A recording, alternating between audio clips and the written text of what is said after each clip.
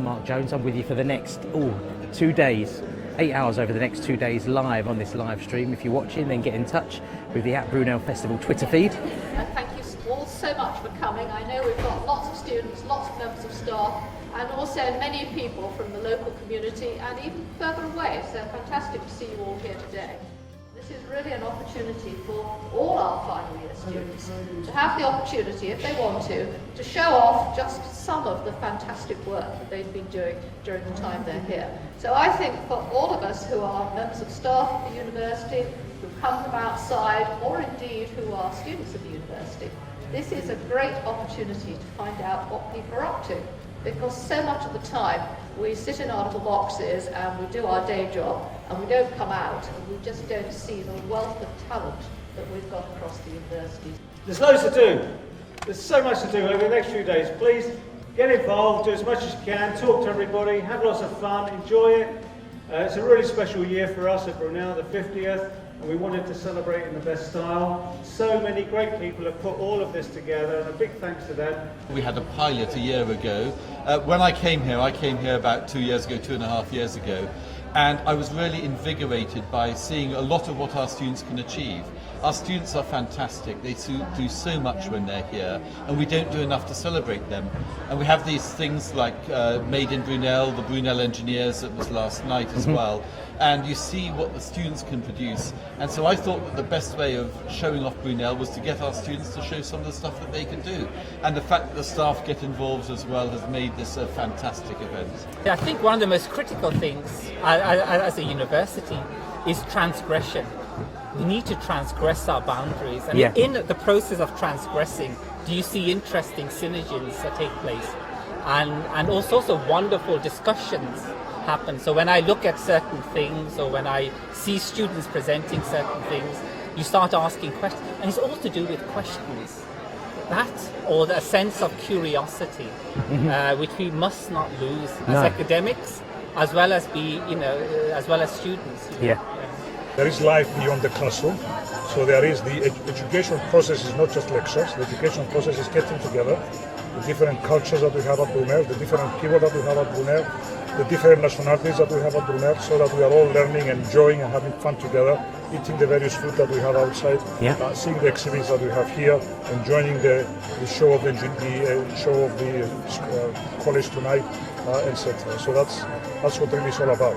I've never been to anything like this as a university. I think it's amazing. I think, as you said, it's really for the community. The community engagement here is at a very high level. I think it's fantastic. But it's also a celebration for the students and the staff. So I've been really impressed and really enjoying it. We are part of the local community. We're actually the second biggest employer in Hillingdon, and that's very, very important. So having the opportunity for people from all over the community to come in and see some of the work that our students do, and also to understand a little bit about the research which goes on in the university, I think it's fantastic. And I would like to see many, many more people from our local community coming in and seeing what we do. So I'm Chris Cox. I teach games design. I lecture in games design at Brunel.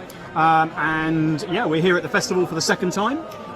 We are showing some of our student work, we're showing some of the big commercial games that are available, and we're giving people a chance to try out the Oculus Rift. This is a game that 6 of our students made for a national competition for the UK Students Game Jam, which they won. They won 2 prizes for, in fact, both the overall games competition and the accessibility prize. So accessibility is a big feature in gaming now, making sure that it's playable by people with disabilities or with other differences. So they won both prizes for that, so we were very proud of them.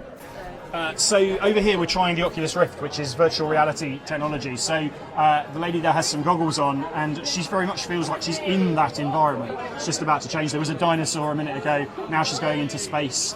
And it very much feels when you've got it on as though you are there. It doesn't translate very well when you're looking at it on a screen. But I promise you that if you try it, it's an unbelievable experience. So you crash land on this planet as this astronaut called Hans. And you're trying to go around, find the materials for your ship to be fixed. But in the course of that, you kind of destroy the buildings and the aliens that are living on that planet. I see. And as you play the game, you realize that maybe if you could understand what they're saying, you would have come up with a different solution, which is just talking to them, because they're quite generous and quite friendly. So who is the game aimed at? Do you have that in mind when you're designing a game, the market that you're aiming at? So definitely, because it's like a statement game, we're trying to aim at younger people, because they are the next generation is like the next generation can make a change. But it can be played by anyone. It's quite it's an easy game. There's not much to do in it. I feel like that's a market that is not very well represented in games, because there are a lot of big games that do a lot of stuff, but there's not a lot of small games that are accessible for everyone. So that's what we were trying to do. We were trying to make something very easy that anyone can understand, sort of thing. Games are very versatile, and we can do a lot more with them than we give them credit for. This is a mobile EEG cap. It measures the electrical signals in the brain. That's my brain, yeah. So this is basically the electroactivity of her brain, but we still have a lot of noises, so try to get rid of these now. Then I'm going to ask Michelle to go and have a walk and talk to people. We're going to measure the electroactivity on her muscle and see what happens in the brain that makes her walk. Well, when we understand the relationship between the brain and the body, we've got more information to know how to help people who have some problems like with their brain or their body. This is what a university should be doing every day. It's just great to see people from the public, kids coming in, students actually showing what brilliant things they do, and staff all working together to make something really exciting to happen. So we are putting on these aging suits. So these aging suits are they're part of the research in physiotherapy and occupational therapy, and to induce the feeling of being older, physically older, and it's working. Mimics loss of strength, loss of mobility, which happens as you get older. So it can, by wearing it, it can give you really an insight to how aging affects your body. So we can use it in research to try and mimic aging without having to actually bring on adult participants. We can put it on our physiotherapy students, really, just so they can see and better emphasise and really understand what older adults are going through.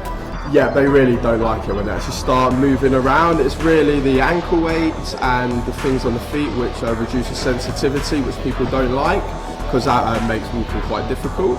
And then we also put on headphones which mimic hearing loss, and also various different goggles which can mimic various different loss of eyesight and things like that. And people don't like that because they feel quite isolated. When they put it on, that they can't engage with people, they can't really converse properly.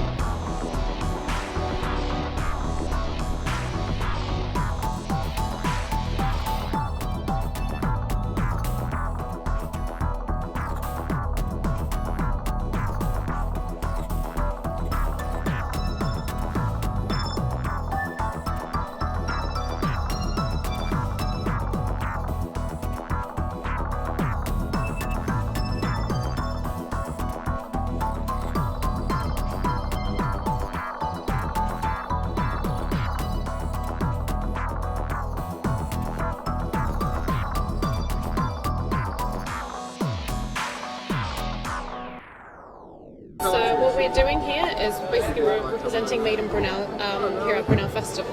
So what Made in Brunel is, in a nutshell, is a collaborative platform for design students to be able to showcase their best skills. Sure. And it's mostly focusing on final year students who are graduating this year. And because it's student-led, each year the students decide actually what we want to communicate out to the world. So what we're doing here at Brunel Festival is we brought Craft Cafe with us. And what you can see here, we've got tables with brown paper. We can do a little bit of doodling and just basically get the creative side out of everybody here. From small children to adults, everybody's welcome to join and to craft a lot. I'm basically the event administration manager for the graduate school, and we're running a 2-day research conference tomorrow.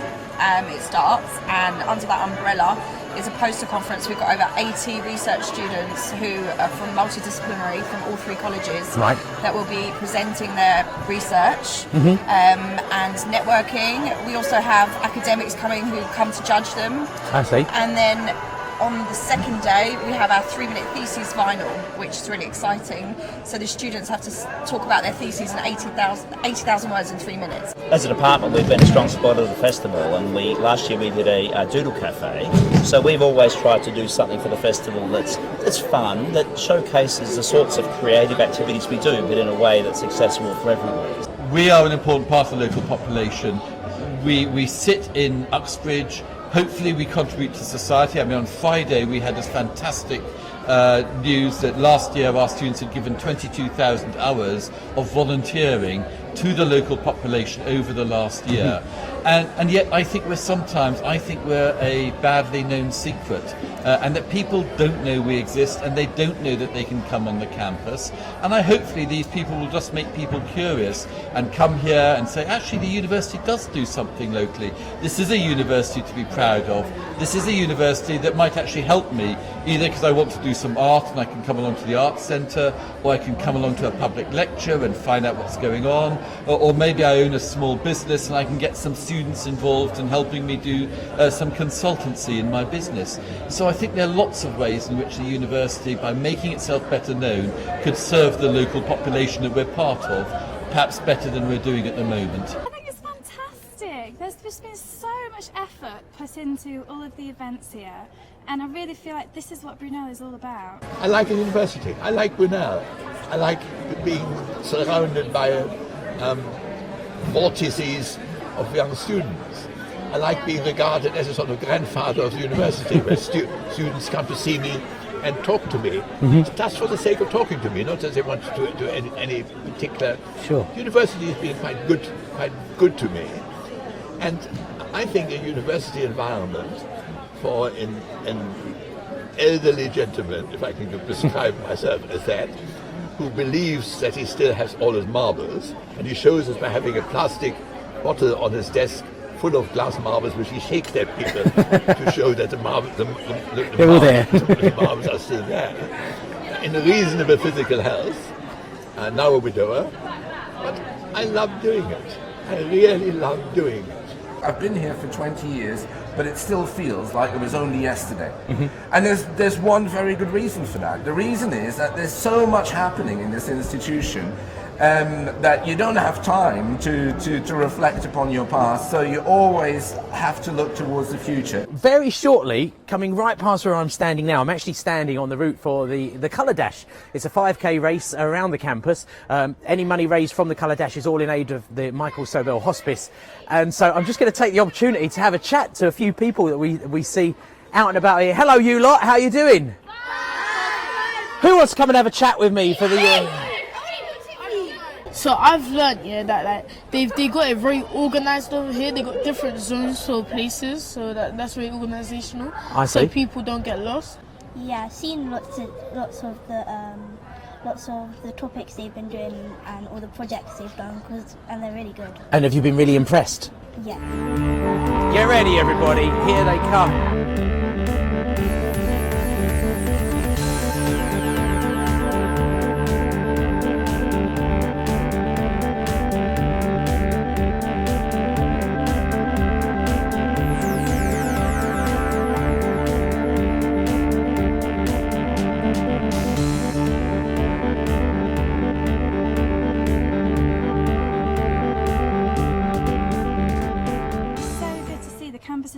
There's lots of people around, there's colour everywhere, it's just great. I think this is probably the best way to tie up the end of the year, because it is a collaboration with the academic side, but then also like the social side and what they call the fun stuff as well. So it's really gets students to kind of incorporate everything that they do throughout the whole entire year and bring it to one place and bring it to all students to kind of showcase it to everyone. I also like the fact that students like myself are given the opportunities to completely lead on a project. So I've had so much support, but all the creativity and anything that I've kind of wanted to do, they've said, well, this is your event, you can take full control of it. If you need support, you need help, just let us know. So I think that's probably one of the greatest thing about having an event like this right at this time as well. And that might mean, there's some collaboration we can do here. Maybe there's some teaching collaboration we can do there. Maybe there's some research collaboration. maybe the theatre students would actually be interested in wearing those ageing suits if they had to act an old person. Yeah. And so actually getting these ideas of crossing boundaries, I think is great for the university. This morning we had the industrial editor of the Times coming to visit us to actually go to BCAS, which is our liquid metal engineering fantastic centre. £118 million got in the last 18 months. We're absolutely developing the north corner of the campus as a metals research park. And what he's interested in more than anything else is the way we're working with Jaguar Land Rover, Constellium, two of the biggest companies around, to actually work together. Not we do something, then will they buy it off us, but actually from the grassroots we're working together. Their staff will be here, our staff will be up where they are, and we're working together to actually do things that are fundamental to the success of not just Brunel or the country or the world. What drives me personally, apart from the research that I do and the teaching that I do in this institution, is how people over the years have time and again managed to bring together the community here at Brunel in order to work, to live, to play together, and to do great things. So there's always something new happening, but when it's happening, it's because we managed to really create this sense of community. And I find it incredibly exciting. For me personally, I think everything's what you make it, and I do generally believe that Brunel is literally a land of opportunities. The amount of things that I've been able to do this year and be able to kind of meet people this year has been purely like, I don't think I'd get an experience like this from any other university. I've spoken to my friends who go to different places, different universities, I won't name them. No, please do.